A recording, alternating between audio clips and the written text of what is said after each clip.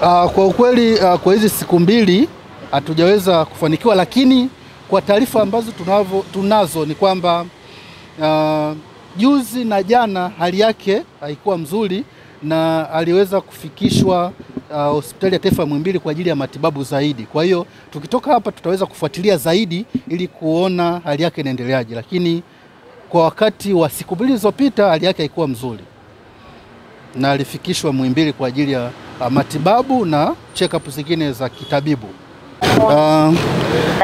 Maombi ya jinai namba 26287 ya mwaka 2025 kati ya Mheshimiwa Katibu Mkuu Mheshimiwa Makamu Mwenyekiti wa Chadema John Wegesa Heche na Inspector General wa Polisi na wenzake leo yaliitwa mahakamani, nikiwa na maana Mahakama Kuu Masjala ndogo ya Dar es Salaam kwa ajili ya kusikilizwa. Sasa kama ambavyo tulitaarifu umma tarehe iliyopita kwamba upande wa wajibu maombi waliomba kuleta majibu yao, nikiwa na maana kiapo kinzani kujibu yale maombi ya mleta maombi, na ni kweli wameleta majibu na yalikuwa yametakiwa kuletwa sio zaidi ya jana tarehe 9 mwezi wa 11 2025, na walifanya hivyo, na sisi leo waliweza kutupatia nakala.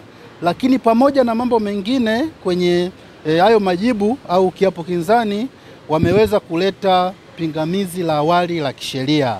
Kwa hiyo baada ya kuwa tumepata hizo nakala ya majibu pamoja na pingamizi la awali la kisheria, kama mlivyoona tulivyoingia kwa Mheshimiwa Jaji, tulieleza hayo kwamba tumepokea majibu kama nusu saa iliyopita.